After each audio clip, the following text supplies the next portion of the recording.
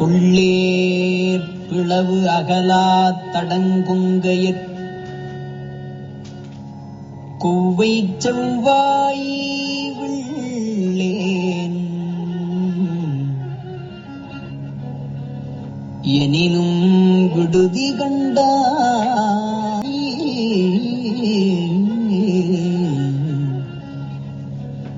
நின் விழுத்தொழும்பின் உள்ளேன் புறமல்லேன் உத்தரகோசமங்கைக்கு அரசே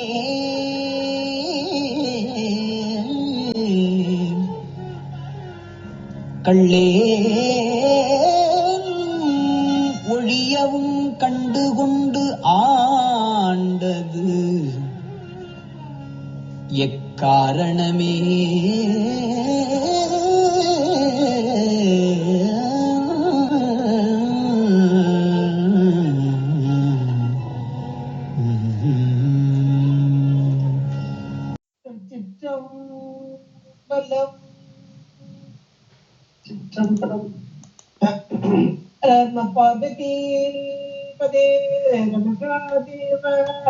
எங்களுடைய சிவனே போற்றி, எண்ணாட்டவர்க்கும் இறைவா போற்றி. திருச்சிற்றம்பலம். பொழியவின திருமேனி உமைத்தானம் மிகமேவும் ஏறவர் யானை கடல் மரமல்லழியாடும் மலதூரும் அழியார்கள் முழமாகும் வலிதாய வினை கூட நினையவே. இல்லை புத்தபெருமான் திருவடிகளை மேற்கொண்டு குருமகா சன்னிதானங்கள் அடியவர்கள் மக்கள் பிற்பாதம் கழிந்து இன்றைய திருவாசக சிந்தனையிலே நீத்தல் விண்ணப்பம் என்ற ஒரு அருமையான பகுதி. இந்த பகுதியை சிந்திப்பதற்கு என்னுடைய திருவருளும் நமக்கு கூட்டி வைத்திருக்கிறது. நீத்தல் விண்ணப்பம் என்பது நீத்தல் நீங்குதல் என்பதாக. அது கூட நம்ம ஒவ்வொரு தடவை இது சிந்திப்போம்.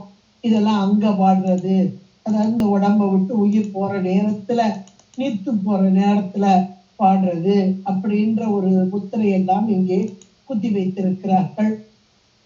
உண்மையிலேயே அடிகளார் மாணிக்கவாசக பெருந்தகையார் இந்த உலகத்திலே உடலோடு கூடி அல்ல நல்ல சீவன் முத்தரைத்தான் இறைவன் இங்கே அனுப்பினார். உயிர்களாகி நாம் உய்ய வேண்டும், மேலான நிலையை அடைய வேண்டும் என்பதற்காக நம் பொருட்டாக இந்த வாசகங்களை தர வேண்டும், நூல் தர வேண்டும். நூல் உபதேசம் இல்லாமல் உயிர்களாகிய நமக்கு நற்கதி என்பது கிடையாது, புரிதல் என்பது கிடையாது, மேலான வாழ்வு என்பது கிடையாது. நூல், அந்த நூல் அறிவு நமக்கு வேண்டும். இதன் முதல் நிலை அபரஞானம் என்று சொல்லப்படும். அந்த நூல் அறிவு கூட இந்த அருளாளர்கள் மூலமாக அது இறைவனுடைய வாக்காக அந்த வாசகத்தை தான் இங்கே திருவாசகமாக தர வேண்டும் என்று இறைவன் எம்பெருமான் திருவுள்ள பாங்கு, அந்த பாங்கின் வழியாக மணிவாசக பெருந்தகையார் நமக்கு தந்த இந்த நீத்தல் விண்ணப்பம். அதுல கருத்துரை பிரபஞ்ச வைராக்கியம் என்பது, இந்த பிரபஞ்சம் என்பது இறைவனால் தரப்பட்ட ஒரு பொருள். மாயையின் காரியம், முதல் காரணம் மாயை. நிமித்த காரணமாக இறைவன் செய்யப்பட்ட பொருள். இந்த பிரபஞ்சம் என்பது செய்யப்பட்ட ஒரு பொருள். யாரால்? இறைவனால். எதற்காக? உயிர்களின் அனுபவத்திற்காக. ஏன் இந்த அனுபவம் என்றால் வினைகள் நீக்கமும் மல நீக்கமும் இரண்டும் தான். என்னுடைய பெருங்கருணை தான் இருக்கு. முக்கியமான காரணம் பெருங்கருணை. அந்த கருணையின் காரணமாக உயிர்கள் இந்த துன்பத்திலிருந்து நீங்க வேண்டும். என்ன வகையான துன்பத்தில் இங்கே அகப்பட்டு கொண்டிருக்கிறது உயிர்கள், அறிவு பொருளாய் உயிர்கள். இந்த அறிவை மறைத்துக் கொண்டிருக்கும் அறியாமை கொண்ட ஒரு இருள், அது நீங்க வேண்டும். அதற்கேற்றார் போல இந்த அறியாமையினால் விளைந்த அந்த வினைகள், அந்த அறியாமை நீக்குவதற்கு இறைவனால் கூட்டப்பட்ட மாயையின் காரியம், அதனால் விளைந்த வினைகளை எல்லாம் நீக்க வேண்டும் என்பது. அப்ப அந்த வினைகள் எல்லாம் நீங்க வேண்டும், மலம் அடங்க வேண்டும், அனவமலம் தேய வேண்டும். இத்தனைக்கும் காரணமாக இருக்கக்கூடியது இந்த பிரபஞ்சம், பிரபஞ்ச அனுபவம். என்றைக்கு இந்த பிரபஞ்சம் வேண்டாம் என்று இந்த உயிர்கள் தீர்மானிக்கிறதோ, நினைக்கிறோம். முதல்ல நினைப்பு மாத்திரத்துல வரணும். வேண்டேன் புகழ், வேண்டேன் செல்வம், வேண்டேன் விண்ணும் மண்ணும் என்பார் மணிவாசன். வேண்டேன் என்ற அந்த ஒரு வார்த்தை, இதுதான் பிரபஞ்சத்தை ஒருத்தல். வேண்டாம் என்று நித்துள். நான் வேண்டேன் சொல்றேன், ஆனாலும் கூட இதிலே தானே பொய்ந்து கொண்டிருக்கிறேன், இதிலே தானே வாழ்ந்து கொண்டிருக்கிறேன். உடலோடு கூடி இந்த உலக அனுபவம் எனக்கு இங்கே வந்து கொண்டுதானே இருக்கிறது என்று அவருக்கு கிடையாது. அவர் மேலான நிலையில உட்கார்ந்து இருக்கிறார். மலை உச்சியில ஒருத்தன் உட்கார்ந்துச்சு, கீழே பார்த்தா அத்தனையும் குட்டி குட்டி குட்டி குட்டி குட்டி பொருளா தெரியும். ஆகா, இவர்கள் எல்லாம் என்றைக்கு மேல் நோக்கி வருவது அப்படின்னு பார்ப்பாங்க. பார்த்து அவர்களுடைய இழிநிலையை தங்களுக்குள் ஏற்றுக்கொள்வார்கள். ஏற்றுக்கொண்டு பாடுவது இது ஒரு வகையான அருள் நிலை என்று சொல்வார். இந்த அருள் நிலையை வகையை திருவாசகத்துல நிறைய பார்க்கலாம். திருவாசகத்துல மட்டும் இல்ல, திருப்புகழ்ல நிறைய பார்க்கலாங்க. அருணகிரி பெருமான் தன்னை, ஏன்னா ஒரு தட்டு நம்ம உபதேசம், அதாவது ஒரு சொல்றோம் அப்படின்னா, என்னங்க நீங்க இப்படி செய்ய தவறுன்னு சொன்னா கோபம் வரும், உங்களுக்கு ஏத்துக்க மாட்டாங்க. ஐயோ நான் இப்படி செஞ்சேனே, என்னுடைய தவறு இப்படிப்பட்டதே என்று சொல்லும் போது அவர் நல்லவராக இருக்காரு, அவருமே அப்படி சொல்றாரு அப்படின்ற உணர்வு நிறைய நீங்க பார்க்கலாம். நாங்க அந்த குஜிதபாத ஐயா வகுப்பெல்லாம் கேட்போம். அப்படி கேட்கும் போது அந்த ஐயா பேசுற பார்த்தா எங்கெல்லாம் தவறு இருக்கோ அது தன்னை சார்ந்ததாக பேசுவாங்க. அவங்களுக்கும் அதுக்கு சம்மந்தமே. என் போன்றவனுக்கு புரியாது என்பதற்காக ஆசிரியர் இப்படி செஞ்சிருக்காங்க. அவ்வளவு அழகா பாடம் நடத்து. என் போன்ற எளியவர்களுக்கு புரியாது என்பதற்காக இப்படி கொடுத்திருக்காரு. அப்படி எங்களுக்கெல்லாம் உடம்பே நடுங்கும். ஆகா, அப்ப அந்த நிலை, அந்த இடம் எதை குறிக்கிறது அப்படின்னா, அவங்க அந்த நிலையில இல்லை, ஆனால் நம் பொருட்டாக அதை சொல்கிறார்கள் என்பதை நாம் முதல்ல உணரணும். இந்த உணர்வு வருது பாருங்க, இதுதான் மேலான ஞானம். ஞானத்தின் முதல் நிலை. நம்முடைய தவறுகள் என்றைக்கு நமக்கு தெரிய வருகிறதோ, என்ன தவறு செஞ்சாலும் நானும் தப்பு செய்யப்பான் அவங்க சொல்லுவா அப்படின்ற ஒரு நிலை.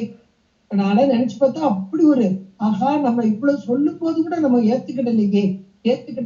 இன்றைக்கு அதுக்கு பின்னாடி ஒரு நிலை வரும். ஆனா அந்த முதல் நிலையில நம்ம ஏத்துக்கவே மாட்டோம். அதுக்கு காரணம் நம்மிடம் இருக்கும் அறியாமை தான். இப்ப மணிவாசகர் நீத்தல் விண்ணப்பம் செய்திருக்கிறார். நீத்தல் விண்ணப்பம் மட்டும் இல்ல, 51 பதிகத்திலேயோ மிக அழகாக தன்னை, அந்த இழிநிலைக்கு காரணமாகிய தன்னை முன்னிறுத்தி, தாயில் கடைப்பட்ட நம்மையும் ஒரு பொருள் படுத்து அப்படின்றாங்க. தன்னை அந்த நாயின் கீழாக வைத்த நிலையில் வைத்து பேசுகிறார் அப்படின்னா அவருக்கு அல்ல, எல்லா பக்குவமற்ற ஆன்மா இறைவனே நேரில் வந்து அங்கே இவருக்கு குருவாக வந்தார் அப்படின்னா எந்த ஒரு நிலையில இவர் இருந்திருக்கிறார், என்ன ஒரு பக்குவ நிலையில் இருந்தால் இவருக்கு இறைவனே குருவாக மானுட சட்டை தாங்கி வந்து அருள் புரிதல் அப்படின்றத நம்ம அவருடைய வரலாறுலேயே உணரலாம். இறைவனே வந்த தன்னை. அப்ப அந்த நிலையில இருக்கிறவர் இப்படி சொல்கிறார் என்றால் இது சாத்தியமா? அந்த வார்த்தைகள் எல்லாம் இப்ப 2வது பாடல் பார்க்க போறோம். 2வது பாடல் நிறைய பாடல்கள் அவர் சொல்லி இருக்கிறார். அதாவது பெண்களை முன்னிறுத்தி இந்த பெண்களுடைய அந்த மாய வலையில் நான் விழுந்திருக்கிறேனே அப்படின்ற ஒரு வார்த்தை அவர்கிட்ட வந்து அடுத்து பின்னாடி வர்ற பதிகப்பாங்களே வந்து முன்னாடியும் வருது. அது இந்த இதுலயும் வந்து நீத்தல் விண்ணப்பத்திலையும் இப்ப 2வது பாடல் பார்க்க போறோம். அதுலயும் வருகிறது. அதனுடைய பொருள் என்ன அப்படின்னா, அருள் நிலையில் அருளே உருவாக நிற்கும் நிலையில் இருக்கும் ஆன்மா, பக்குவம் பெற்ற ஆன்மா உலகத்து உயிர்களாகிய நம்மை நோக்கி, உலகத்து உயிர்களாகிய நம்மீது அந்த கருணை கொண்டு அருள் கொண்டு நாம் ஓய்வு பெற வேண்டும் என்பதற்காக அந்த தவறுகளை எல்லாம் தம்மீது ஏற்றி கொண்டு, நம்ம தவறையே நம்ம ஏத்துக்க மாட்டோம், மற்றவங்க தவிர நம்ம ஏத்துக்குவோமா? இந்த ஒரு நிமிஷம் நீங்க யோசிச்சு பார்க்கணும். ஆழமான கருத்து ஆழம் சொல்லுவாங்க பாருங்க, அந்த நிலையில உள்ளது இந்த 2வது பாடல். பாடலுக்குள்ள போறோம். ஆனா இதை நம்ம தெரிஞ்சுக்கிட்ட பாடலுக்குள்ள போனோம்னா ரொம்ப எளிதா நமக்கு பாடல் புரிஞ்சு. நான் ஒரு தவறு செய்கிறேன் அப்படின்னா என்னுடைய தவறு இது அப்படின்னு நான் ஏத்துக்க, அதெல்லாம் நானும் தப்பு பண்ண மாட்டேன் பாப்பா அப்படின்ட்டு போயிருவேன். இது காரணம் என்னுடைய அனுபவம். ஆனா மற்றவங்க செய்த ஏன் அவ செய்யல நான் தாப்பா செஞ்சேன் அப்படின்னு சொல்ற ஒரு மனப்பக்குவம் யாருக்கு வரும், எப்ப வரும்? இது நீங்க வீட்டுல அடிக்கடி கேட்டுப்பாங்க. யாருக்கு வரும், எப்ப வரும்? இதுக்கு இந்த ஸ்ரீசிவன் சொன்ன ஒரு சம்பவத்தையும் நான் உங்களுக்கு சொல்லியிருக்கேன். ஒரு குடும்பத்துல ஒரு ஒரு ஆள், அவரு டெல்லிக்கு எங்க போறாரு, ஒரு கண்ணாடியில தாஜ்மஹால் வாங்கிட்டு வர்றாரு, வீட்டுக்கு கொண்டு வர்றாரு. வந்து ஹால்ல வச்சிருக்காரு, ரொம்ப அழகா இருக்கு. ஒருத்தருக்கையா காமிக்கிறாங்க, இந்த தாஜ்மஹால் பாரு எவ்வளவு அழகா இருக்கு அழகா இருக்கு அப்படின்லாம் காமிக்கிறாரு. மனைவிட்ட காமிக்கிறார், தன்னுடைய குழந்தைகள் மகன் மக்கா எல்லாத்தையும் காமிக்கிறார். அம்மா ஓரமா உட்கார்ந்து இருக்காங்க, 70 வயசு. அந்த அம்மாட்ட அப்படி எல்லாம் காமிக்கல. அந்த அம்மாவுக்கு என்னத்துக்கு போட்டு காமிக்கன்னு நினைச்சிருக்கலாம், காமிக்கல. ஆனா அந்த அம்மா அமைதியா அப்படியே உட்கார்ந்துருக்காங்க, பார்த்துட்டே இருக்கிறாங்க. அப்போ பிள்ளைகள்லாம் பார்த்த பிறகு இது பத்திரமா தூக்கி உயர வச்சுட்டு ஷோகேஸ்ல வச்சுட்டு கீழே தட்டிடக்கூடாது, கண்ணாடி அதெல்லாம் கண்ணாடியால செஞ்சது அப்படின்னு சொல்லிட்டு ஆபீஸ் போயிடுறாரு. இந்த பையன் வர்றான், சின்ன பையன், எடுத்து பார்க்கறான், கை தவறி இருந்து படிஞ்சு போகுது. அம்மா பதறா, ஆகா இப்பதானே சொல்லிட்டு போனாரு அப்பா, அதுக்குள்ள இந்த பையன் கையில எடுத்து தவறிட்டானே அப்படின்னு ரொம்ப பதைக்கிறா. இருந்தாலும் அதை அப்படியே எடுத்து வச்சுட்டு பேசாம அமைதியா இருக்கிறாங்க. சாயங்காலம் வர்றாரு, அந்த பையனோட அப்பா வர்றாரு. வந்தப்ப எல்லாம் அமைதியா இருக்காங்க. எப்பவுமே ஏதாவது தவறு வந்துட்டா கொஞ்சம் அமைதி வரும், அமைதியா இருக்கிறாங்க. அப்ப அந்த தாஜ்மஹால் எங்க அப்படின்னு அம்மா அப்படியே பாக்குறா, ஒவ்வொருத்தரையா பாக்குறா. எல்லாரும் அமைதியா இருக்காங்க. அந்த சின்ன பிள்ளை மட்டும், பெண் பிள்ளை மட்டும், அப்பா நான் உடைக்கவே இல்லை, அவர் கேட்கவே இல்லை, உடைச்சியான்னு கூட கேட்கல, அந்த பொண்ணா சொல்லி இருந்து நான் உடைக்கல, அப்ப இன்னொரு ஆள் உடைச்சது அளவு உடைக்கிறது. உடனே இந்த பையன் ஒண்ணுமே பதில் சொல்லல. அம்மா வேகமா ஓடி வர்றா. வந்து ஏங்க இந்த கண்ணாடி ஜாமான் எல்லாம் வாங்கணுமா, சின்ன பிள்ளைங்க இருக்க இடத்துல அப்படின்னு அவ ஒரு வார்த்தை. அதாவது நானும் உடைக்கல, பிள்ளைங்க உடைச்சாலும் தப்பு இல்ல, நீங்க வாங்கிட்டு வந்ததான் தப்பு அப்படின்னு சொல்ற மாதிரி ஒரு வார்த்தையை போடுறா. இந்த நேரத்துல அமைதியா உட்கார்ந்து இருக்காங்களே ஒரு தாய், அதுலயும் மூத்த தாய், பாட்டின்னு ஒரு அந்தஸ்து கொடுத்திருக்காங்க பாரு. அந்த அம்மா எந்திரிச்சு வர்றாங்க. ஏண்டா ஏன் சத்தம் போடுற, ஏன் கோபப்படுற, எல்லாத்தையும் காமிச்சே என்கிட்ட காமிக்கல இல்லையா, அதனால நான் தான் எடுத்து பார்ப்போம்னு ஆசையில வந்தேன், எடுத்து கை தவறிட்டு, அது என்னுடைய தள்ளாமை, வயது காரணம், அதனால் விழுந்தது உடைந்தது அப்படின்னு அப்படி நிதானமா சொல்றாங்க. இப்ப மகன் திட்டு வரா, ஏம்மா உனக்கு வயசான காலத்துல அப்படின்னு சொல்லிட்டு போயிடுறாரு. இப்ப யோசிச்சு பாருங்க, அம்மா பொய் சொல்லல, ஆனா உண்மையையும் சொல்லல. குழந்தை பொய் சொல்லல, ஆனா உண்மையும் சொல்லல. ஆனா அந்த வயதான தாய், அப்ப இவங்க அன்பு, தாயோடைய அன்பு ஒண்ணு வருது, சகோதரியோடைய அன்பு வருது. நான் உன்னை காட்டி கொடுக்க மாட்டேன், ஆனா நான் தப்பு செய்யலன்றது. அங்க ஒரு அன்பு வருது, இங்க ஒரு அன்பு வருது. பாட்டிட்ட இருந்து ஒரு அன்பு வருது. எது மேலானது அப்படின்னா இது ஒரு வகை அன்பு, இது ஒரு வகை அன்பு. அங்க இருந்து வந்து பாருங்க, பாட்டிட்ட இருந்து வர்றது, அதுக்கு பேர் அருள். அந்த அன்புக்கு பேர் அருள். ஏன் அருள் அப்படின்னா இறைவனை பித்தன் என்று சொல்வார். பித்தா பிறை சூடி என்பார் அழகாக நம்பி ஆளுநர். பித்தன் என்றால் பைத்தியம் என்று ஒரு பொருள், பித்து என்றால் மயக்கம் என்று ஒரு பொருள். இவர் மயக்கம் கொண்டவர், அருள் மயக்கம் கொண்டவர். யார் மீது? உயிர். அதனால் அங்கே கருணையையும் மன்னிக்கும் தன்மையையும் கொண்ட பித்துக் கொண்டார். இப்ப இந்த தாய் எப்படிப்பட்டவளாக இருக்கிறாள் என்றால் பித்து கொண்டவளாக, எந்த தவறு செய்தாலும் மன்னித்து இன்னும் ஒரு படி மேல அந்த தவறை தன் மீது ஏற்றுக்கொள்ளுதல். இது மேலான ஒரு அருள். இந்த தன்னுடைய தவறையே ஏற்றுக்கொள்ளாத நாம், நம்ம தவறையே நம்ம ஏற்றுக்க மாட்டோம். ஆனால் தன்னுடைய பேரன் செய்த தப்பை ஏத்துக்கிறா அந்த பாட்டினா, இதுக்கு காரணம் என்ன யோசிச்சுக்கணும். பேரனை காப்பாத்துறது ஒரு காரணம், அது சாதாரண காரணம். அன்பு மேலீடு, மேலான அன்பு, அதுதான் அருள் நிலை. அன்பு மேலிட மேலிட மேலிட அருளாக அது பரிணமித்து நிற்கும். இந்த நிலைதானே இறைவனுக்கும், இந்த நிலைதானே அருள் ஆளர்களுக்கும். அருள் ஆளர்கள், இவர்கள்லாம் அருளாளர்கள். அப்ப நாம செய்யற தவறுகளை எல்லாம் தன் மீது ஏற்றுக்கொண்டு இந்த தவறிலிருந்து நாம் மீள வேண்டும், மீண்டு வர வேண்டும் அப்படின்றதுக்காக சொல்லப்பட்ட பிரபஞ்ச வைராக்கியம் தான் மீட்டல் விண்ணப்பம். அவருக்கு இல்ல. இப்ப இந்த பாடல் கூட வந்தா உங்களுக்கு எளிமையா புரியும். இரண்டாவது பாடல் அது எப்படி சொல்றாரு பாருங்க. முதல் பாடல கடையவனே அப்படின்னு ஆரம்பிச்சார். கடையவனே அப்படின்னால கடைப்பட்ட தன்னை, நான் ஒரு கடைப்பட்டவன் அப்படின்னு ஆரம்பிச்சேன். நீ கருணையினால் கலந்து ஆண்டு கொண்ட, நீ அறமே வடிவானவன், என்னை உற்றாதப்பா அப்படின்னார். அப்பவும் என்னை உற்றுறுதி கண்டாய். உற்றுறுதி என்னன்னா கைவிட்டுறாத, நீ விடமாட்டேன்னு தெரியும், ஆனாலும் ஒரு எண்ணம் விட்டுறாத.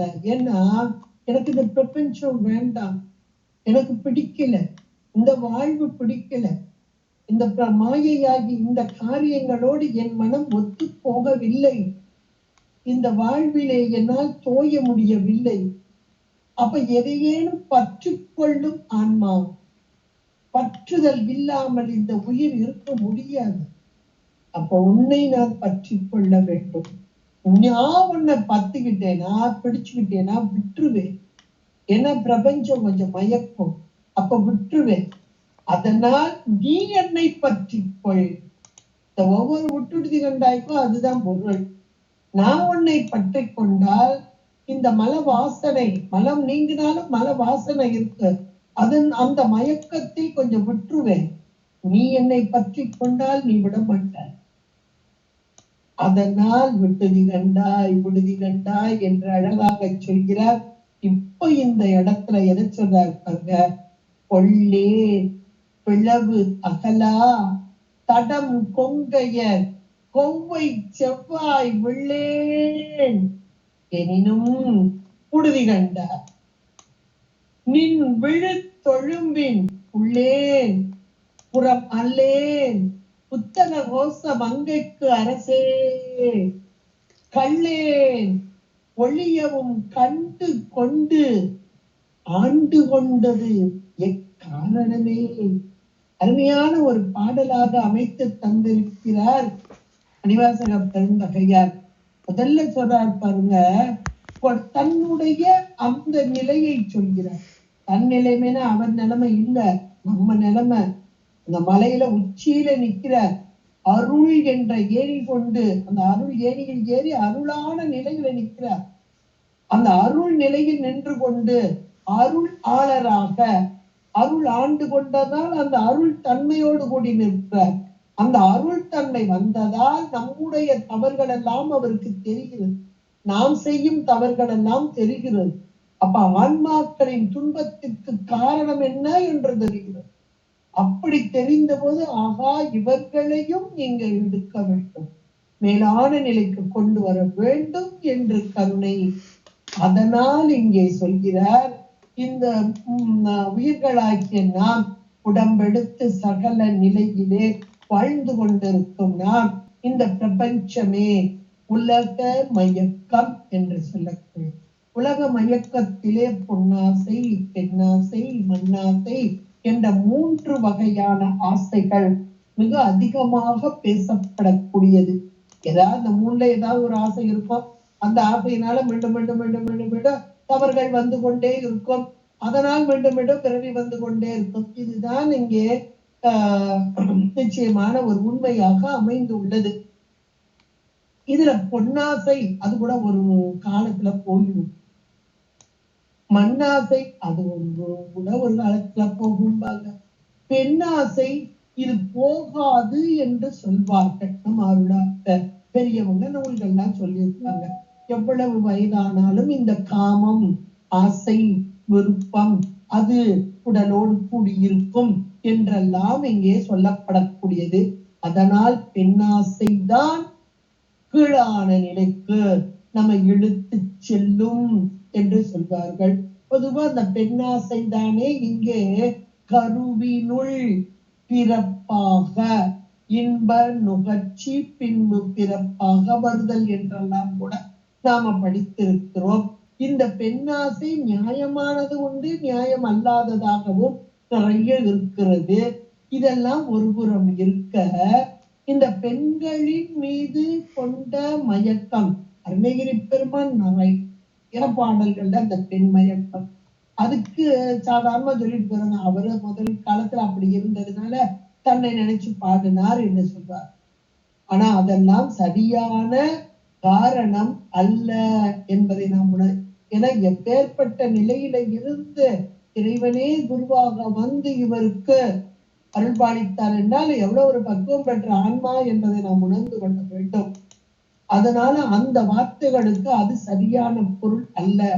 இங்கே மணிவாசக பெருந்தகையார் முற்றை தவம், அந்த தவ முதிர்ச்சியில் கிடைத்த ஞானம், அந்த ஞானத்தினால் இறைவன் வந்து ஆட்கொண்ட தன்மையில் தன்னுடைய சிறுமையை எடுத்து சொல்லுதல், அந்த சிறுமையிலே பெண் ஆசையை எடுத்து சொல்லுதல், அந்த பெண் ஆசையிலும் பெண்கள், அந்த பெண்களில் கவரக்கூடிய அந்த அழகான ஒரு பகுதி மார்பு.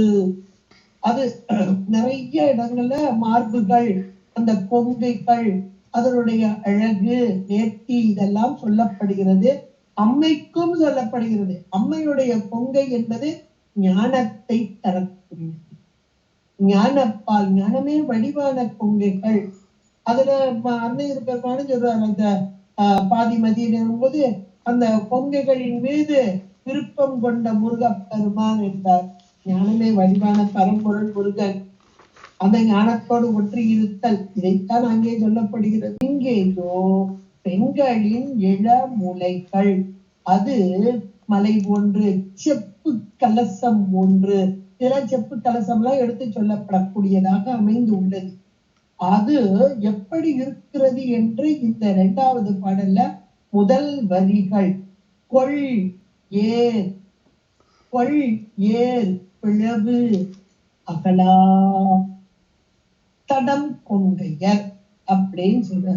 கொள் என்ற ஒரு தானியம் நம்ம எல்லாருக்கும் தெரியும். கொள்ளு, எள்ளு, கொள்ளெல்லாம் இந்த குதிரை சாப்பிடக்கூடிய ஒரு தானியம், சிறு தானியம். அப்படியே ரொம்ப மெல்லிசா குட்டியா இருக்கும், எள்ளவிடையும் சிறுசா இருக்குமாங்க கொள்ளு. அவ்வளவு ஒரு சின்ன தானியம். அப்ப கொள் ஏர் பிளவு அப்படின்னா அந்த மார்புகள் எப்படி இருக்கிறதாம் அந்த பெண்களுக்கு, பெண்களுடைய மார்பகங்கள், அதனுடைய அழகு, அதனுடைய நேர்த்தி, கவரும் தன்மை, அதுதான் ரொம்ப முக்கியம் இந்த இடத்துல. இந்த வார்த்தையை சொன்னதுக்கு காரணம் அதுதான். இடைவெளியே இல்லாமல் நெருங்கிய அழகான பெரிய தடம் என்றால் பெரிய கொங்கை என்று அவர் சொல்லியிருக்கிறார். கொள் ஏர் பிளவு அகலா, ஒரு சின்ன இடைவெளி கூட இல்லாம பெரிய தடம்னா பெரிய இரண்டு மார்பகங்கள் சேர்ந்து நின்று அழகை தந்து கவர்ச்சியை தந்து நம்மை ஈர்க்கக்கூடிய அந்த மார்பகங்களை கொண்ட என்று சொல்றார். இதனுடைய பொருள் பெண்களுடைய கொங்கைகளுக்கு சொல்லப்பட்டாலும் அடியேனுக்கு ஒரு கருத்து இங்க நல்லா தனபாணி தேசிகர் எல்லாம் நல்லா சொல்லியிருக்காரு. கொள் பிளவளவும் இடை நுழைய வியலாத கொங்கை என்றதாம் அப்படின்னு ஒண்ணு கொடுத்திருக்கிறாரு. அது கவரக்கூடிய உறுப்புகளில் பெண்மைக்கு உரிய முளை என்பதையும் சொல்லி அதுல வள்ளுவர் பெருமான் கூறியது முளை இரண்டும் இல்லாதால் பெண் காமமுற்று அப்படின்ற வள்ளுவருடைய வார்த்தையும் எடுத்து சொல்லி இந்த முளைகளுக்கெல்லாம் அழகாக அந்த டெபினிஷன் கொடுக்கப்பட்டு இருக்கிறது. ஆனால் அடியேனுக்கு ஒரு கருத்து, அது தவறா சரியா அது இறைவனே அறிவர். நாம தத்துவங்களை நன்றாக உண்மை விளக்கம் சிவப்பிரகாசம் இதன் மூலமாக தெரிந்து கொண்டிருக்கிறோம். தத்துவங்கள் என்பது மாயையின் காரியம், மாயா வயிற்றில் உதித்த அந்த தத்துவங்கள், அதிலே ஆன்ம தத்துவங்கள். அந்த ஆன்ம தத்துவம் என்பது அசுத்த மாயையின் காரியம், பிரகிருதி என்று சொல்லக்கூடியது. அசுத்த மாயை என்ற, அதாவது மாயையில ஒரு பகுதி அசுத்தமா மலக்கலப்போடு கூடியது. இந்த மலக்கலப்போடு கூடிய மாயா காரியமான அசுத்த மாயைக்கு மோகினி என்று ஒரு பெயர். எல்லாருக்குமே இது தெரியும். மோகினி, மோகினின்னா யாரு? மயக்கும் பெண், மயக்கத்தை செய்யும் பெண். திருமால் மோகினி வேஷம் போட்டு வந்தார் இல்லையா, சாமி வர சொன்னார், அவரா வரல. எப்பா அவனுக்கு மோகினி வேஷம் சரியா இருக்கும், போட்டுவா. எதற்கு? அங்கே வேள்வி செய்து கொண்டு இருக்கிறார்கள். அந்த தார்காவனத்து ரிஷிகள் பிரம்மம் வேண்டாம், இந்த வேள்வியே போதும் என்று இருமாந்து இருக்கிறார். அப்ப அப்படிப்பட்ட இருமாப்பு, அது அவர்களை விட்டு அந்த செருக்கு ஆணவம் நீங்க வேண்டும் என்பதற்காக மோகினி. அப்ப அந்த மோகினி என்பது மயக்கத்தை, அப்ப வேள்வியில மந்திரத்தையே மறந்து போய் மயங்கினார்கள். யார பார்த்து? திருமால் மோகினி வேடம் போட்டு வந்த போது. இப்ப நாம மயங்கிதான் இருக்கும். நம்முடைய அறியாமைக்கு காரணம் என்ன அப்படின்னா மயக்கம். என்ன மயக்கம்? மாயையின் காரியமாகிய தத்துவங்களோடு கூடியிருப்பதால் மயக்கம். அதுல 3 குணம், 3 குணத்துல 3வதா இருக்கு பாருங்க, தாமச குணம். இது மயக்கத்தை தானே செய்யும். அந்த தாமச குணத்துல இருந்தால தன்மாத்திரைகளும் அதிலிருந்து வெளிப்பட்ட பூதங்களும் இவைகள் எல்லாம் நமக்கு கூட்டி வைக்கப்படுகின்றன. அப்ப இந்த மயக்கத்துலதான் இருக்கும்.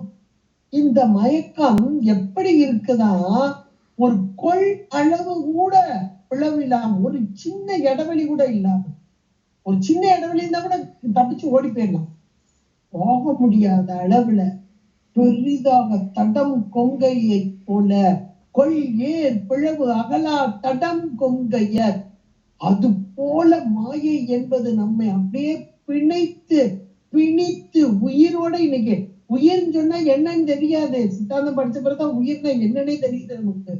இந்த உடம்பே நான் என்று இருந்த காலம் சற்று சிந்தித்து பார்த்தா நமக்கு ஆச்சரியமாகவும் கொஞ்சம் கேலியாகவும், ஐயோ இந்த உடம்ப போய் நான் இருந்தேனே, இதுதான் நான். இப்பவும் நம்ம அப்படிதான் இருப்போம், நம்ம ஒண்ணும் மாறல.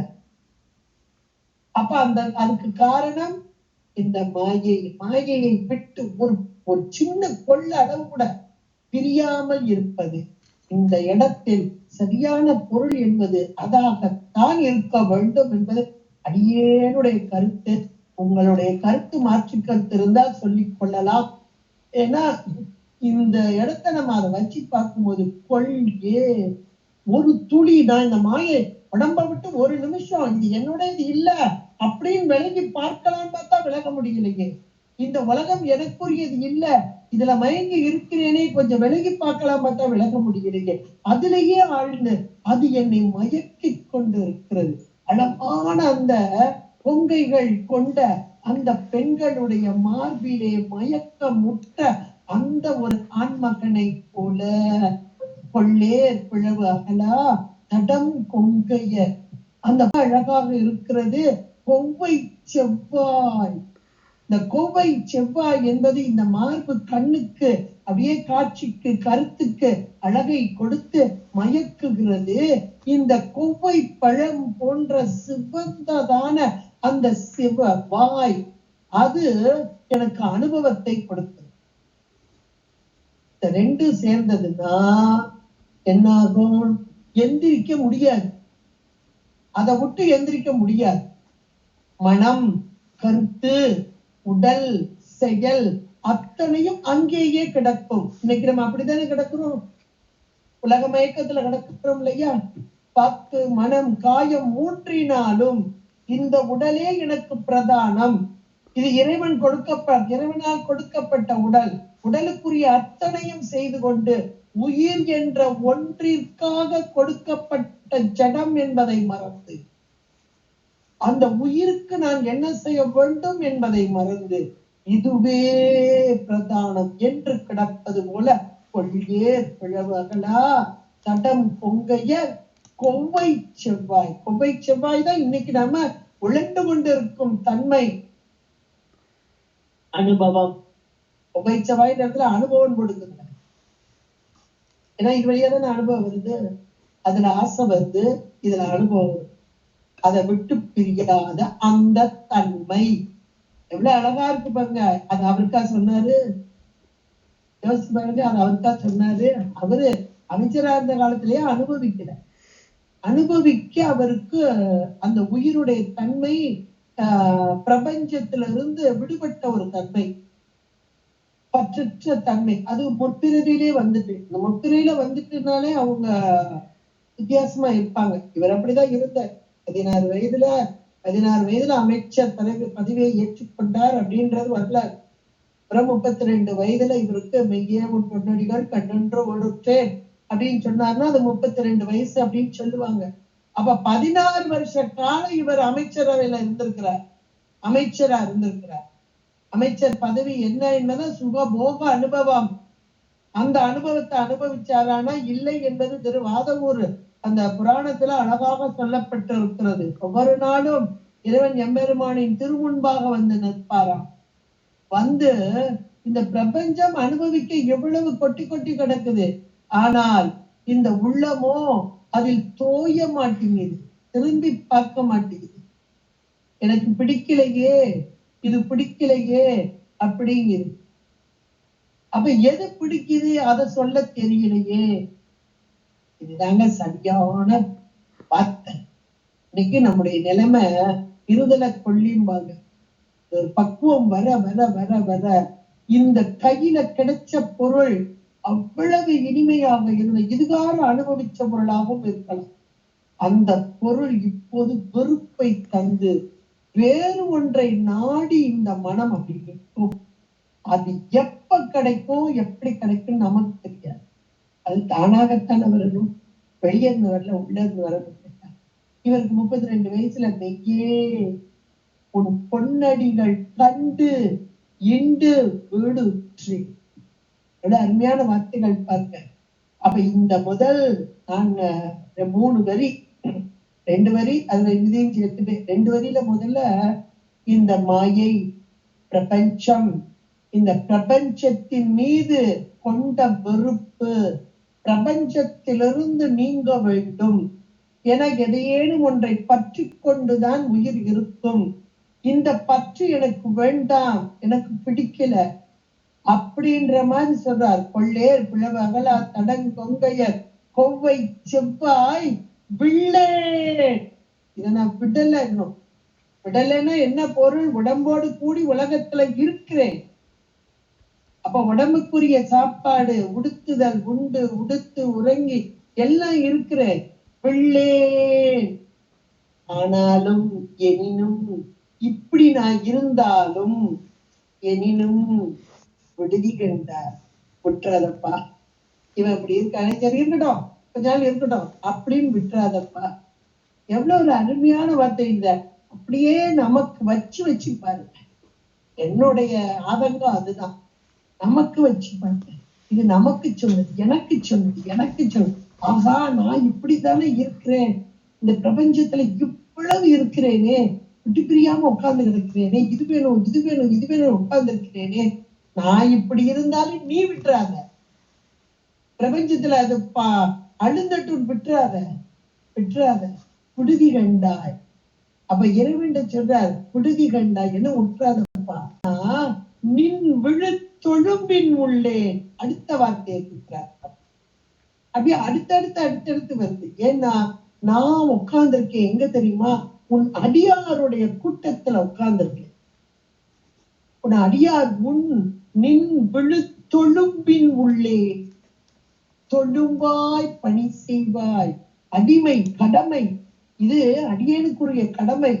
அடியார்களோடு கூடி நிற்றல், அடியார்களோடு கூடி குழாவி அதில் சந்தோஷம் அடைதல். அடியார்களை பார்த்த மாத்திரத்துல உள்ளத்துக்குள்ள ஒரு சந்தோஷம். பொதுவா வீட்டுக்குள்ள, நம்ம வீட்டுக்கு நமக்கு ரொம்ப பிடித்தமான உறவினர்கள் வந்தா என்ன ஒரு சந்தோஷமா இருக்கும். அதுக்கு தகுந்தாற் போல சாப்பாடெல்லாம் பண்ணுவோம். பிடிக்காதவங்க வந்தா அதுக்கு தகுந்தாற் போல நடந்து கொள்வோம். இப்ப அடியார்களை இந்த உலகம், பிரபஞ்சம், பிரபஞ்ச வைராக்கியம் என்பது இந்த பிரபஞ்சம் நமக்கு வெறுப்பாக வர வர வர அடியார் கூட்டத்தோடு இருக்க வேண்டும், அடியார் கூட்டத்தோடு இருக்க வேண்டும், அடியார்களை காண வேண்டும், அவர்களோடு அங்கே பேச வேண்டும் என்ற உணர்வு மேலோங்க மேலோங்க மேலோங்க அந்த கூட்டத்துக்குள்ள வந்து அதுல உட்கார்ந்து திருமுறை பாட, இந்த பொருள்களை எல்லாம் கேட்க என்ன ஒரு சந்தோஷம், ஆனந்த மனநிலை. இது அப்படியே கொஞ்சம் கொஞ்சம் கொஞ்சம் கொஞ்சமா மேல உயிரின் அறிவு மேல் நோக்கி செல்லும் நிலை. இவ்வளவுதான் இந்த பாடல். அதைத்தான் நமக்கு சொல்லு. இந்த பிரபஞ்சத்தின் மீது கொண்ட அந்த வெறுப்பு, அதை விட்டு விட்டு விட்டு விலகி இறைவனுடைய திருக்கூட்டத்திலே, அந்த திருக்கூட்டத்தோடு சேர சேர சேர திருவோடு சேருதல், அந்த இறைவனை பற்றுதல். இதனை விடுதலும் அதனை பற்றுதலும். அப்ப பற்றுதல் விடுதல் என்பது நம்ம கையில இல்ல, பற்றுதல் என்பது நம்ம கையில இல்ல. ஆனால் பற்றி நின்றால் ஒழிய உயிரால் நிற்க முடியாது. எதையேனும் ஒன்றை பற்ற வேண்டும். அப்ப இது காரணம் பிரபஞ்சத்துலதான் இருந்துகிட்டு இருக்கேன். இப்ப சொல்றாரு இவரு, நான் இங்கதான் இருக்கேன், இந்த பிரபஞ்சத்துக்குள்ளதான் இருக்கேன், இந்த பெண்களுடைய மயக்கத்துலதான் இருக்கேன். பொங்கைய கொவ்வை செவ்வாய் உள்ளே, அதுலதான் மயங்கி போய் கிடக்கிறேன். எனினும் ஆனாலும் பொழுதி கண்டா என உற்றார். ஏன்னா நின் விழுத்தொழும்பின் உள்ளே, அந்த அடியார்களோடு சேர்ந்து அடியார் கூட்டத்தில் நான் இருக்கிறேன். ஒருவேளை இந்த அடியார் கூட்டத்துல யாராவது ஒருத்தர் தப்பு செஞ்சாங்கன்னா அவங்கள தண்டிச்சு அல்லது கண்டித்து அவங்கள திருத்தி எடுத்துக்கிட மாட்டியா? அது போல என்னை எடுத்துக்கப்பா அப்படிங்கிற. நின் விழுத்தொழும்பின் உள்ளே, உன்னுடைய அடியார்களோடு நான் கூடியிருக்கும் பேரு பெற்றேன். தவறு செய்தால் கண்டித்தும் தண்டித்தும், ஆனா விட்டுறாத ஏத்துக்க, விட்டுறாத ஏத்துக்க. என்ன ஒரு வார்த்தை! அப்படியே அதை உணர்ந்து படிக்க படிக்க படிக்க சாமிகிட்ட இப்படி ஒரு விண்ணப்பம் வைக்க வேண்டும் என்பதே நமக்கு இப்பதாங்க தெரியும். இந்த பாடல் படிச்ச பிறகுதான் இப்படி ஒரு விண்ணப்பம் இருக்கா. நம்ம எதையோ கேட்டோம், பிரபஞ்சத்துக்குரியதானே நம்ம கேட்டோம். ஆனா பிரபஞ்சம் என்னை பிடித்து கொண்டு இருக்கிறது, இது வேண்டாம், நான் அடியார் கூட்டத்துல இருக்கிறேன், ஆனாலும் பிரபஞ்சத்திலையும் தோன்றிருக்கேன், அதனால என்னை விட்டுறாம இந்த அடியார் கூட்டத்துல இருக்கிறன்ற ஒரு தகுதிக்காக என்னுடைய தவறுகளை எல்லாம் கொஞ்சம் கண்டித்து தண்டித்து என்னை ஏற்றுக்கொள்ளுப்பா. நீ விழுத்தொழும்பில் உள்ளே புறமல்லே, நான் வெளியே போக மாட்டேன். சின்ன பிள்ளை அழுகுல, நான் போக முடியாது, நான் செய்ய முடியாது அப்படின்னு சொல்லும் பாருங்க. அது போல வைராக்கியம் தான் பிரபஞ்ச வைராக்கியம். நான் வெளியே போக முடியாது, நான் இங்கதான் இருப்பேன். ஆனா தப்பு செஞ்சேன்னு தண்டனை கொடு, ஏத்துக்க, விட்டுறாத, வெளியே விட்டுறாத. நான் பாவம் இல்லையா, என்ன விட்டுறாதப்பா. என்ன ஒரு அருமையான வார்த்தைகள் பாருங்க, வாசகங்கள் பாருங்க. புறம் அல்லேன், விட்டுட்டு போக மாட்டேன். புறம் அல்லேன், நீ உத்தரகோச மங்கைக்கு அரசு. என்ன ஒரு அருமையான ஒரு வார்த்தை. நீ எப்படிப்பட்டவன் தெரியுமா, அந்த மங்கைக்கு அரசு. நீ அதை சொல்லுவாங்க, இறைவன் அருள் பாலிக்க வரும் தன்மை எது அப்படின்னா அம்மையோடு கூடியது. அம்மைதானே அருள் பாலிக்கிறார். அந்த அம்மாவுக்கு அரசன் நீ. அந்த அம்மா யார் தெரியுமா, உத்தரகோச மங்கை என்பது ஊர் பெயர். இந்த மங்கை என்ற உத்தரகோசம் என்ற மாத்திரத்திலே எல்லா ஆகமங்களையும் ஏற்றுக்கொண்ட உணர்ந்த அந்த மங்கை. அப்ப ஆகமங்களின் நிலையாக நின்ற அம்மை, ஞானமும் கிரியையுமாக உள்ள இறைவன் இந்த கிரியை அருள். அந்த அருள் தன்மை என்ன அப்படின்னா, எல்லாவற்றையும் இறைவனிடமிருந்து ஆகமத்தை அங்கே உபதேசமாக பெற்ற அம்மை என்ற மாத்திரத்தில் இந்த உபதேசத்தை யாருக்கு கொண்டு செல்ல வேண்டும், உயிர்களாகிய எங்களுக்குத்தான் அம்மை தருவார். எதற்காக, இந்த உயிர்களை இறைவனோடு சேர்ப்பதற்காக. கருணையே வடிவான அம்மை, அந்த அம்மைக்கு அரசு நீ. அப்ப அந்த அம்மைக்கு அரசு என்ற மாத்திரத்திலே அம்மை உனக்குள்ள இருக்கிறான் பொருள். அப்ப நீ வேற, அவ வேற இல்லை. அப்ப என்ன, நீ கண்டிப்பா ஆட்கொள்வான். முதல்ல கொள்ளு அப்படின்ட்டாரு. நீ விழுத்தொழும்பின் உள்ளே என் புறம் அல்லே, நான் விட்டுட்டு போக மாட்டேன். நீ எப்படிப்பட்டவன், கருணையே வடிவானவன், கருணையோடு கூடியவன். அங்கேனா கருணை, கருணையோடு கூடியவன். ஆனால் அரசன், மேலான அரசன். அரசன் கருணை இருந்தாலும் அருள் இருந்தாலும் கண்டிக்கவும் தண்டிக்கவும் உரிமை உடையவன். கண்டிக்காம ஒருத்தன் களவாண்டான் திருடுனா அப்படின்னா, ஐயோ பாவம், காலில் விழுந்துட்டான், அழுதுட்டான், பாவம் நான் விட்டுட்டா அப்படின்னு சொல்லுவான அரசன்? சொல்ல மாட்டான். அவனுக்குரிய தண்டனையை கொடுத்து அவனை உணர வைப்பான். இன்றைக்கு நமக்கு வரும் துன்பம் இன்பம் எல்லாம் தண்டனை. என்னங்க இன்பம் தண்டனை, ஆனா இன்பமும் தண்டனையே. இது நமக்கு சாத்திரங்கள் மிக தெளிவாக சொல்கிறது. நாம இன்பம் எதை நினைக்கிறோம், இந்த பிரபஞ்சத்துல வரக்கூடிய இன்பத்தை தானே இன்பம் என்று சொல்கிறோம். உறவுகள், நல்ல கணவன், நல்ல பிள்ளைகள், நல்ல துணை, இதெல்லாம் உறவுகள். இது உயிர் உறவு, உயிர் அற்ற உறவு. நல்ல வீடு, காரு, வசதிகள், இதெல்லாம் இன்பம் என்று சொல்கிறோம் அல்லவா. இந்த உறவுகளே உனக்கு துன்பம் தாண்டா என்று சொல்கிறது சாத்திரம். சேர்த்து வைக்கப்பட்ட பொருள் இன்பத்தையும் துன்பத்தையும் சேர்த்து வைக்கிறான் அனுபவத்திற்கு. எதற்காக, அவன் அரசனாக இருப்பதா. இன்பமும் துன்பமே, துன்பமும் இன்பமே, எல்லாம் கருணையே, அரச நீதியே. உயிர்களாகிய நமக்குள்ள அரச நீதியே. இந்த இன்ப துன்பத்தை கொடுத்துத்தானே இறைவன் எம்மை ஆட்கொள்ளுகிறார். பிணை நீக்கம், மலப்பரிபாகம், இந்த வர்றதே இன்ப துன்பத்துல தாங்க. அப்ப இந்த இடத்துல உத்தரகோச மங்கைக்கு அரசே என்ற வார்த்தையில் இருந்து நாம் எதை எடுத்துக்கொள்ள வேண்டும் என்றால், இறைவன் அம்மையோடு அருளோடு கூடியவன், ஆனால் நீதி நெறி தவறாத அரசனாக இருப்பவன். அதனால் உயிர்களாகிய நாம் தவறு செய்தால் கண்டித்தும் தண்டித்தும் ஒரு காலமும் விடாத தன்மை, நம்மை விட்டு பிரியாத தன்மை. அதை அடுத்த சொல்றேன். எவ்வளவு ஒரு ஆழமான கருத்துக்களை உள்ளே பொதிந்து வைத்து தந்திருக்கிறார் என்பதை நினைக்கும் போது உடம்பே கலங்க செய்யும்.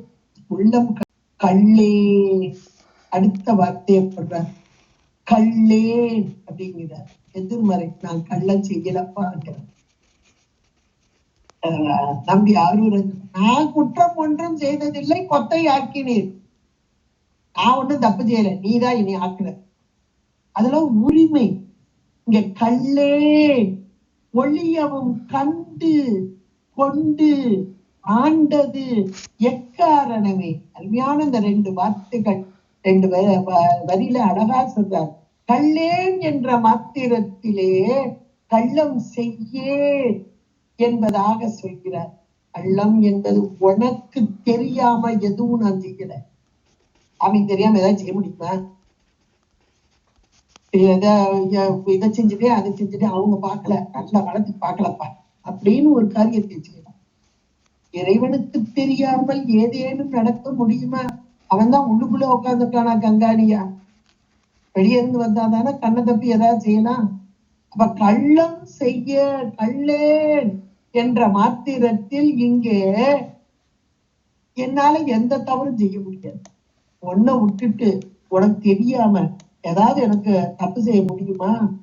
ஒரு திருட வந்து திருடுறான்னா அந்த வீட்டுல இருக்கிறவங்களுக்கு தெரியாம களவாண்டு போயிடலாம். ஆனா நான் அப்படி செய்ய முடியாதுப்பா. ஏன்னா நீ உள்ளே உட்கார்ந்துருக்க. கள்ளே ஒழியவும் என்றார். இந்த இடத்துல பெத்த காலம், இந்த பெத்த காலத்தில் உடம்போடு கூடிய இருக்கிறேன். இந்த உடம்போடு கூடிய இந்த உயிர்களாகிய ஆன்மாக்களாகிய நாம் இங்க இறைவன் இருக்கிறானா இல்லையானா உள்ளேயே உட்கார்ந்துருக்கான். அவன் தான் நம்மளை செலுத்துறான். அவன் செலுத்தலைன்னா ஒண்ணும் கிடையாது. அப்ப இன்றைக்கு நடக்கக்கூடிய தவறுகள் அல்லது நல்லது, நம்ம சொல்லிக்கிற நல்லதுகள் அல்லது தவறுகள் எதுவும் இறைவனுக்கு மாறாக அல்லது இறைவனுக்கு தெரியாமல் நடக்குமா? ஒரு காலம் நடக்காது. கள்ளேன் ஒழியவும் என அந்த அறியாமையின் காரணத்தினாலே இந்த பெத்த காலத்திலே நான் ஒண்ணு நினைக்காம இந்த உலக மயக்கத்துல உட்கார்ந்திருந்தேன் இல்லையா, அதான் கள்ளேன் ஒழியவும். அப்படி நான் உலகத்தை நோக்கி பிரபஞ்சத்தை நோக்கி சென்று கொண்டிருந்த மாத்திரத்தில் கண்டு, நீ என்ன செஞ்சிற? நான் பிரபஞ்ச மயக்கத்துலதான் உட்கார்ந்து கிடக்குறேன். ஆனா நீ என்ன செஞ்ச? கண்டு கொண்டு ஆண்டது. நீதான் வந்து பார்த்த. கண்டு கண்டு என்ற வார்த்தை மேலான ஒன்று. நான் விலகிதாப்பா போனேன், நான் உன்னை நினைக்கல. ஆனா நீ என்னை கண்டு கொண்டா. இந்த ஆன்மா இதோ பக்குவம் பெற இருக்கிறது, இதை பக்குவம் பெற வைக்க வேண்டும் என்று கண்டு உள்ளேயே உட்கார்ந்துகிட்டு அந்த ப்ராசஸ செய்யற. கண்டு இந்த ஆன்மாவுக்கு ஒரு தெளிவு, பக்குவம், அறியாமை நீக்கம் தர வேண்டும் என்று கண்டு கொண்டு இந்த ஆன்மாவை தனதாக்கி கொண்டு அப்படியே தனக்குள்ளே கொண்டு கண்டு கொண்டு ஆண்டு. இந்த ஆண்டல் அப்படின்ற மேலான ஒன்று. எல்லா உயிர்களிலும் இறைவன் இருக்கிறார். பெத்த காலத்திலும் இருக்கிறான், முத்தி காலத்திலும் இருக்கிறான். பெத்த காலத்தில் இருக்கும் போது உயிருக்கு உயிராக இங்கே மறைந்திருந்து செலுத்துகிறார். முக்தி காலத்திலோ உயிரை தனதாக்கி கொண்டு ஆண்டு கொண்டு மேலாக நின்று. இதுதான் அதுல உள்ள வித்தியாசம். இது உயிர்க்குள்ள, நான் அடிக்கடி சொல்லுவேன், கையை எப்படி வச்சுக்கோங்க, வச்சுக்கினா கை மேல இருக்கு, உள்ள சாமி இருக்கிறார். இது பெத்த காலம். இப்ப சாமி மேல இருக்கிறார், உயிர் உள்ள உட்கார்ந்து இருக்குன்னா இது முக்தி காலம். மேல வந்துட்டான். அப்ப இன்ப துன்பம் எனக்கு இல்லை, எல்லாம் இறைவனுக்கு. இது முக்தி காலம். அப்படியே அமைதியா உள்ள உட்கார்ந்துரும் முக்தி காலத்தில் இந்த ஆன்மா. அது ஒரு அறிவு பொருள். அந்த அறிவு பொருள் தான் அனுபவிக்கும். முதல்ல இந்த இறைவன் உள்ள உட்கார்ந்துட்டு அனுபவத்தை கொடுக்கிறான் உயிர்களுக்கு. என்ன அனுபவம்? பிரபஞ்ச அனுபவம், மயக்கம். பிரபஞ்ச மயக்கம். அதுதான் கொள்ளேர் அளவு கொள்ளேர் பிளவு அகலா தடங்குங்கையர் கொவ்வை செவ்வாய் புள்ளே. அது உடல நான் அதுல இருந்த மயக்கம் பெத்த காலத்திலே. ஆனால் இப்போதோ இறைவா என் பெருமானே அடுத்து சொல்றார், நான் உன்னுடைய அடியார் கூட்டத்துல இருக்கேன், நீ விழுத்தொழும்பில் உள்ளே புறம்பலேன் விட்டுட்டு போக மாட்டேன். நீ கருணையே உருவானவன், உத்தரகோச மங்கைக்கு அரசனாக இருக்கக்கூடியவன், கள்ளேன் ஒளியவும் கண்டு கொண்டு ஆண்டு என்னை ஆண்டு கொண்டாய். நல்ல ஒரு பக்குவம் கொஞ்சம் கொஞ்சமா கொடுத்த நல்ல ஒரு பக்குவ முதிர்ச்சியில இப்ப அதை ஆண்டு கொண்டாய். அப்ப தன்னுடைய பக்குவ நிலையை இங்க எடுத்து சொல்லிட்டார். உயிர்களாகிய நம்முடைய நிலையை முதல்ல எடுத்து சொன்னார். அவருடைய பக்குவ நிலையை இங்க எடுத்து சொல்லிட்டார். சொல்லி என்ன தேடி பிடிச்சு வந்து இல்லையா இறைவன் ஆட்கொண்ட தன்மையை அழகா சொல்றார். எப்படி ஆட்கொண்டார்? இங்க குதிரை வாங்க தானே நான் வந்தேன், ஆனால் என்னை நீ ஆட்கொண்டாயே. எப்படி வந்த? மானுட சட்டை வாங்கி வந்து தாங்கி வந்து என்னை ஆட்கொண்டாயே, தேடி பிடித்து ஆண்டு கொண்டாயே. காரணம் என்ன? எக்காரணமே. அருமையான ஒரு வார்த்தை போற, எக்காரணம். அது காரணம் என்ன? காரணம் இல்லாம காரியம் கிடையாது. அவர் காரணமே அப்படின்னு ஒரு ஏகாரத்தை போட்டார். இந்த ஏகாரத்துல எவ்வளவு பொருள் இருக்கு. காரணம் இல்லாம என்ன காரியமா நடக்குமா? நடக்காது. நீ வந்த, ஆண்டு கொண்ட, கண்ட, உள்ளத்தை கண்ட, உயிரை கண்ட, அந்த உயிருடைய பக்குவத்தை கண்ட. இது பக்குவம் பெற்ற ஆன்மா பிரபஞ்சம் வேண்டான்னு சொல்லுது, அடியார் கூட்டத்தோட சேர்ந்துட்டு. அதனால இது பக்குவத்துக்கு ஏற்றார் போல கொண்டு இதனை தனதாக்கி கொண்டு ஆண்டு அப்படிப்பட்ட நிலையை தந்தையே காரணம். இதுலயே வந்துச்சு இந்த வார்த்தையே. முதல்ல இப்படி வந்தது, இப்ப இப்படி ரிவர்ஸ்ல போங்க, அதுதான் காரணம். ஆண்டது, கொண்டது, கண்டது எக்காரணம்? இக்காரணமே. என்ன காரணம்? பக்குவ நிலை. என்ன பக்குவம்? பிரபஞ்சத்தை வேண்டாம் என்ற நீக்கிய பக்குவம், பிரபஞ்ச வைராக்கியம். ஒன்றை விட்டு ஒன்று பற்றி. அப்ப உயிர்களாகிய நாம் உடம்போடு கூடிய சகல நிலையிலே இந்த பிரபஞ்சமே மேல் என்று பற்றி கொண்டு இருந்தால், உயிருக்கு உயிராக அறிவுக்கு அறிவாக நம்மை செலுத்தும் இறைவனை பற்றுதல் என்பது கூடாத காரியம். அதிசூட்சும பொருளாகிய அதனை பற்ற வேண்டும் என்றால் தூள பொருளாகிய பிரபஞ்சம் இது நமக்கு வேறாக காண வேண்டும். இந்த உடலையும் இந்த உலகத்தையும் வேறாக கண்டால் உள்ளிருக்கும் பொருள் நமக்கு உறவாக மாறும். இதுதான் காரணம். இந்த காரணத்தினால் வந்த காரியம் கண்டது, கொண்டது, ஆண்டு கொண்டது. இவ்வளவு உணர்ந்து அனுபவித்து அனுபவ வார்த்தைகளாக வாசகமாக தந்திருக்கிறார் என்றால் எவ்வளவு ஒரு அருமையான ஒரு வார்த்தைகள் பாருங்கள். கொள்கேர் பிளவு அகலா தடம் பொங்கையர் கொவ்வை செவ்வாய் உள்ளே. இந்த பிரபஞ்சம் என்று அதனை வைத்த பற்றுக்கள் என்னை விட்டு நீங்காத நிலையிலே அதனோடு கூடி இருந்தாலும் உள்ளேன் எனினும் விடுதி கண்டாய். என்ன உற்றாதப்பா, நான் உன்னுடைய பொருள், உன்னுடைய உறவு பொருள், என்றைக்குமே நீயே உறவு என்பதை உணர்ந்து கொண்டே விடுதி கண்டாய். பிரபஞ்சம் என்னை மயக்கி கொண்டிருக்கிறது, அந்த மயக்கத்திலிருந்து எழ முடியாமல் தவித்துக் கொண்டிருக்கிறேன், விட்டு விடாதே விடுதி கண்டாய் என்று சொல்லி, நீ விழுத்தொழும்பில் உள்ளே. நான் இருக்கும் இடம் எது என்றால் அடியார் கூட்டம் சத்சங்கமாக உள்ளேன், புறமல்லேன், இதை விட்டு நான் போக மாட்டேன். உத்தர கோச மங்கைக்கு அரசே, கருணையின் வடிவானவனே, இறைவனே, எம்பெருமானே, அம்மையோடு கூடியவனே, கள்ளேன் ஒழியவும். நான் கள்ளம் என்ற இல்ல, நான் திருடல, ஆனா வஞ்சம் உடையவன் அல்ல.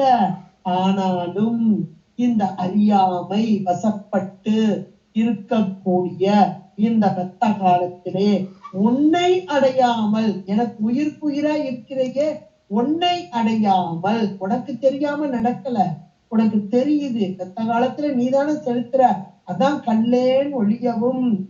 உனக்கு தெரியாம நடக்கல, உன்னை உள்ள வச்சுக்கிட்டு உன்கிட்ட வராம நான் பிரபஞ்சத்திலேயே இருந்தேனே, இப்ப இந்த பிரபஞ்சம் எனக்கு வேண்டாம் என்ற மாத்திரத்திலே ஒழியவும் கண்டு கொண்டு ஆண்டது. எக்காரணமே என்று மிக அழகாக நேர்த்தியாக எடுத்து சொல்கிறார் என்றால் நமக்காக. அவர் அனுபவத்தை சொல்றார். நம்ம சொன்னா கூட அவர் ஏற்கனவே பக்குவம் பெற்ற ஆன்மா, இறைவனோடு ஒன்றித்து நின்ற ஆன்மா, இறைவனுடைய வாசகமாக வந்த திருவாசகம் இது. அதனால் நம் போன்ற எளிய மக்களுக்காக இறைவன் எங்கே இருக்கிறான்? உயிருடைய அறிவிலே அறிவுக்கு அறிவாக இருக்கிறான். எதை செய்து கொண்டிருக்கிறான்? நமக்கு ஒரு பக்குவத்தை விளைவிக்கும் வண்ணமாக, இந்த பிரபஞ்சத்தில் இருக்கும் பற்றை நீக்கும் வண்ணமாக, அடியார் கூட்டத்திலே சென்று சேரும் வண்ணமாக இதையெல்லாம் நமக்கு செய்து கொண்டிருக்கிறான்.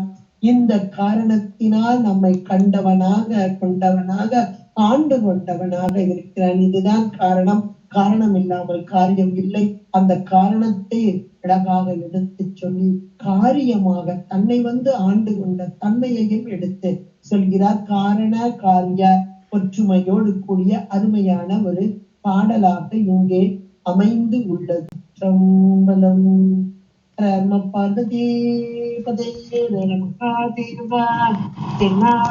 சிவனே போற்றி, எந்நாட்டவர்க்கும் இறைவா போற்றி.